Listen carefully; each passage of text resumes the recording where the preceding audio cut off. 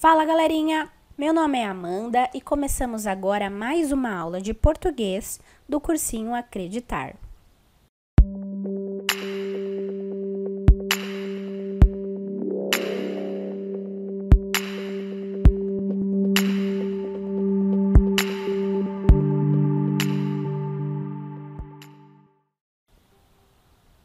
Na aula de hoje, nós daremos continuidade ao nosso bloco de aulas sobre classes gramaticais. E o nosso tema específico será os adjetivos. Sobre os adjetivos, nós abordaremos as definições, as classificações, os processos de formação, quais são as locuções adjetivas e as formas de flexão de gênero, número e grau. Começando pela definição dos adjetivos.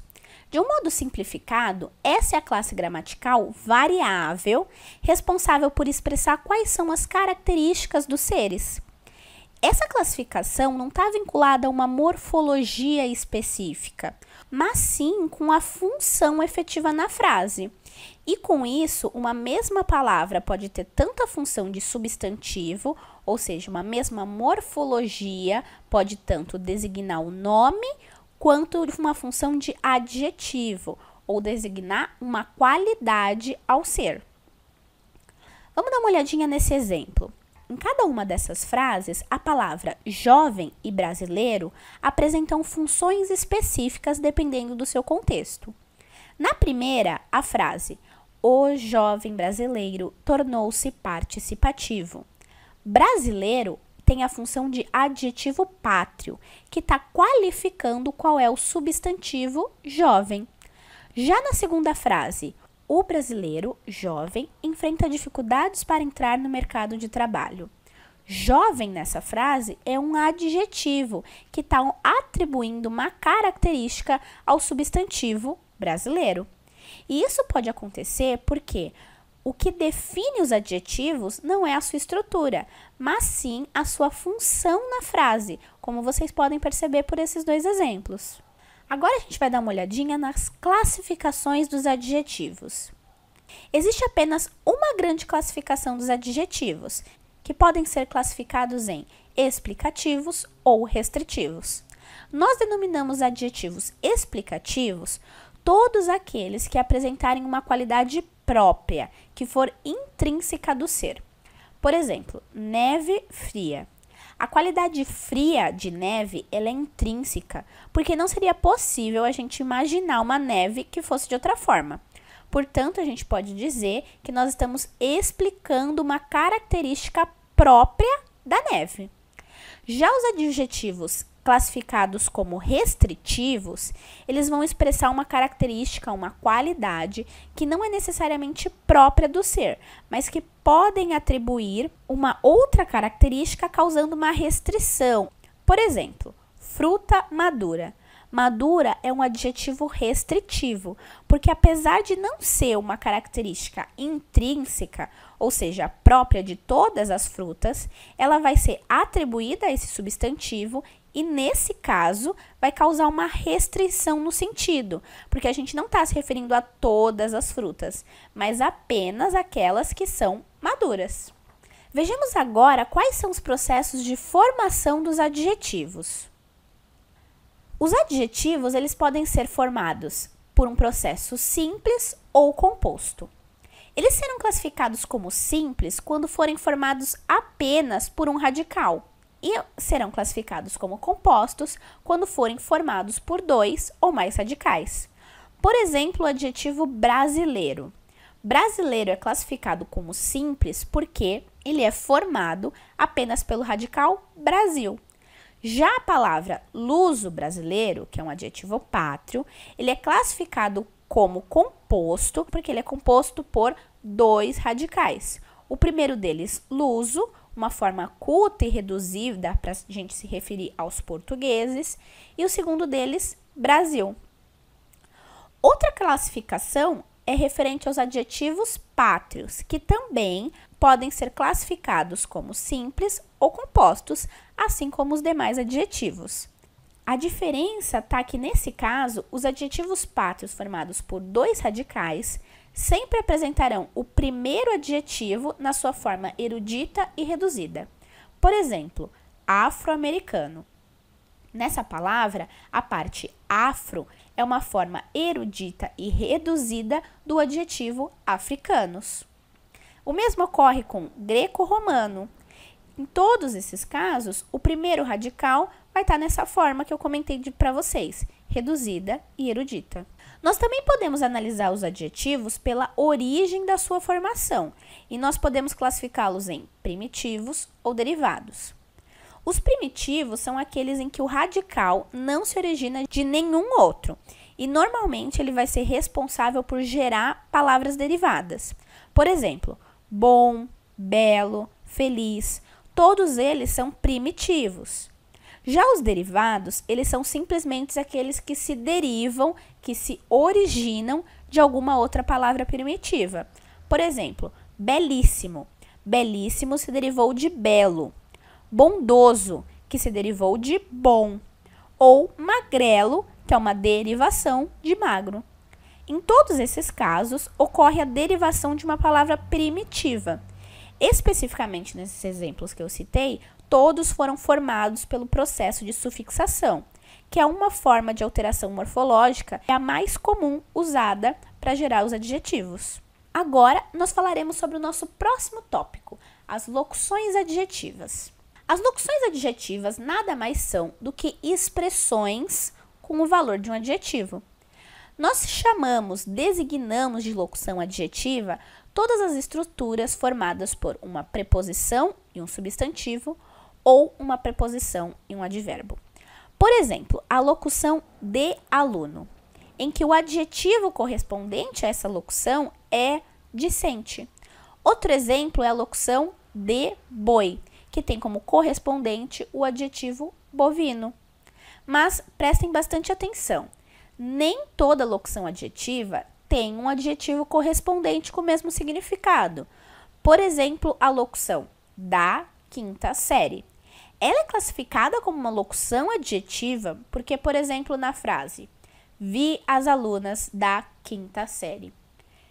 Essa expressão tem a função de qualificar o substantivo alunas, mas não existe um adjetivo que faça essa correspondência com a locução.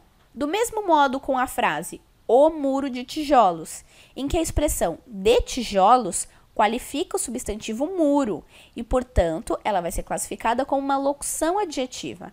Mas, assim como da quinta série, não existe um adjetivo que se refira, que faça correspondência com de tijolos.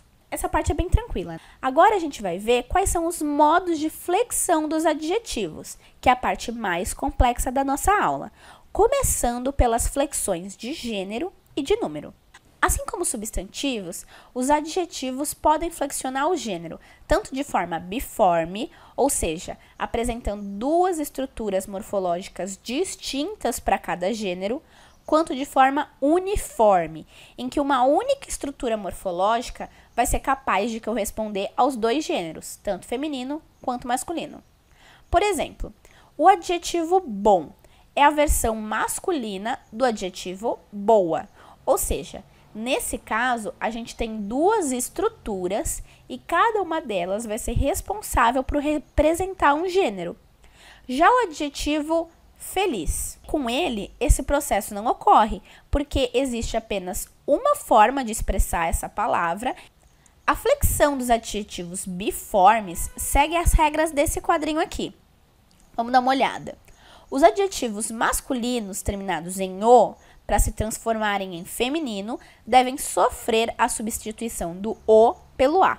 Por exemplo, bonito perde o final e recebe o a, transformando-se em bonita. No caso dos adjetivos terminados em es, or ou u, é necessário apenas o acréscimo da desinência a. Então, teríamos que português, com o acréscimo do a, fica portuguesa. Sedutor vira sedutora. E cru ficaria crua. Todos eles seguindo este mesmo processo de acréscimo do a apenas. Já os adjetivos terminados em ão podem sofrer três tipos de substituições diferentes. O ão pode ser substituído por ã, ou por oa, ou por ona. Por exemplo, a palavra são. Para se formar o feminino desse adjetivo, basta a gente substituir o ão por ã, ficando sã. Já em chorão, a desinência ão deve ser substituída por ona, formando chorona. E por fim, beirão tem o seu feminino construído pela substituição do ão por oa, formando beiroa. Nós também temos os adjetivos terminados em eu com timbre fechado ou com timbre aberto, ou seja, el. Se ele apresentar esse timbre fechado, a flexão de gênero vai acontecer pela substituição do eu por eia, que possui um timbre aberto, ou seja, no feminino ele vai ter o timbre aberto e no masculino ele vai ter o timbre fechado. Vamos dar uma olhadinha na palavra ateu. O feminino de ateu é ateia. Já no caso do masculino ter o timbre aberto, aí quem recebe o timbre fechado é o feminino. Então, nós trocaríamos o el por oa. Por exemplo, ilhéu se transforma em ilhoa no feminino. Já a flexão de número dos adjetivos seguem também as mesmas regras de flexão do substantivo simples, que eu trouxe um resumo das principais regras para vocês. Por exemplo, no caso da terminação em vogal, de tom oral ou nasal, nós vamos apenas acrescentar a desinência S. Por exemplo, o plural de belo é belas, porque essa palavra termina em vogal o, então basta a gente acrescentar o S. Já nas palavras com terminação ão, elas devem ser substituídas por ões, ou só o S, ou ães. Na palavra chorão, o plural fica chorões, porque nós substituímos o ão por ões. Já em alemão, o plural fica alemães, porque o ão, nesse caso, é substituído por ães. Temos também os adjetivos terminados em M, que devem sofrer a substituição do M por N, e aí nós podemos acrescentar a desinência S. Por exemplo, o adjetivo ruim, que no plural fica ruins, porque nós fizemos a subtração do M e trocamos por N e o acréscimo do S. Uma exceção importante é das palavras que exercem tanto função de adjetivo quanto de substantivo. Por quê? Porque nesses casos elas serão invariáveis, ou seja, elas não terão flexão de número. Mas isso só vai acontecer se ela for originalmente um substantivo. Por exemplo, a palavra cinza. Cinza é um substantivo, mas ele também pode ser usado para qualificar um elemento, funcionando como um adjetivo. Por isso que ela vai ser invariável, porque ela pode ter tanto a função de designar um nome, quanto de qualificar um ser. Aí na frase, essas camisas são cinza, cinza deve permanecer no singular, porque ela originalmente era um substantivo e, portanto, ela é invariável. Vamos ver agora a flexão de número dos adjetivos compostos. Eles vão seguir uma regra simples, de se colocar apenas o último elemento no plural. E as demais, elas vão permanecer na forma masculina e singular. Só que, se uma dessas palavras for um substantivo adjetivado, essa regra não é válida. Nesse caso, vai ser um adjetivo invariável, do mesmo ocorre que acontece com os adjetivos simples. Outras exceções que acontecem são dos adjetivos azul marinho, azul celeste, ultravioleta e qualquer outro adjetivo composto iniciado por cor de, que são sempre invariáveis. Já os adjetivos surdo, mudo e pele vermelha também são exceções, porque ambos os elementos serão flexionados, e aí teremos surdos, mudos e peles vermelhas. E para finalizar, agora nós veremos a seção referente aos graus dos adjetivos. Essa é a única flexão dos adjetivos que vai ser diferente dos substantivos. Porque os adjetivos, diferentemente dos substantivos, eles podem apresentar o grau comparativo ou superlativo. Porque nessa classe, o grau ele vai indicar a intensidade da qualidade do ser. Então, nós temos o comparativo, que vai se referir a uma comparação de uma mesma característica entre os seres diferentes ou de uma mesma característica do mesmo ser. E o superlativo, que vai indicar uma qualidade num grau muito elevado ou num grau máximo.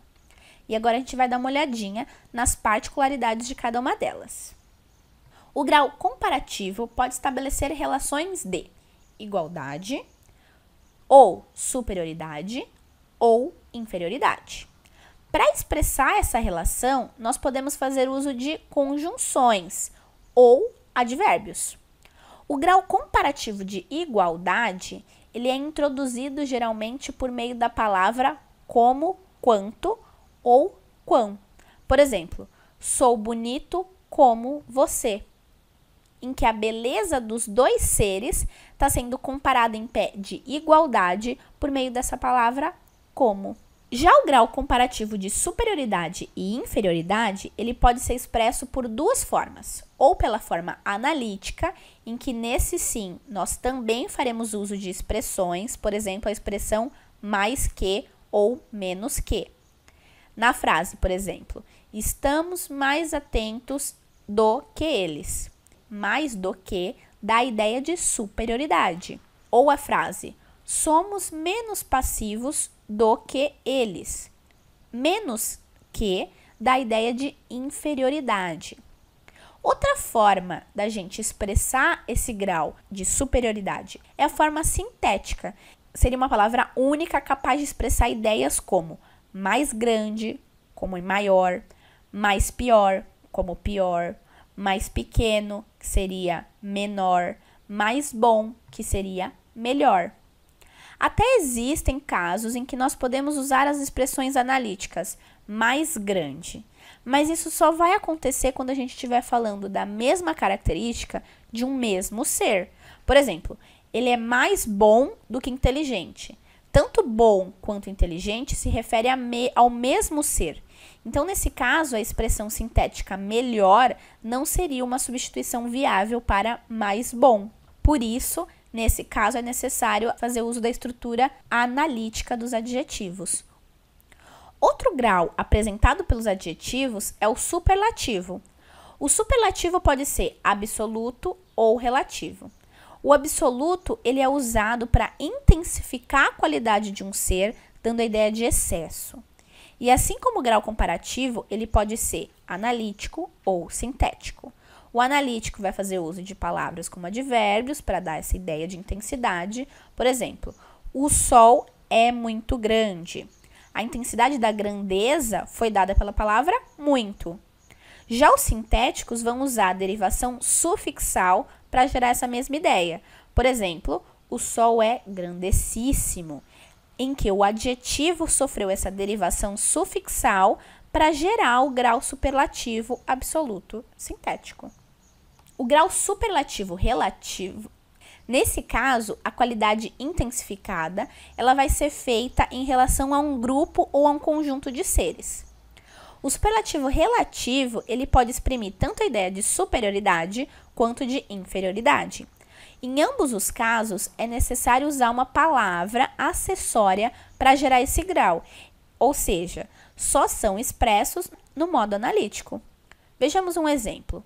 Clara é a mais bela da sala. Nessa frase, a expressão mais bela confere o grau superlativo relativo de superioridade, porque se refere à intensidade da beleza da Clara com relação ao restante da sala.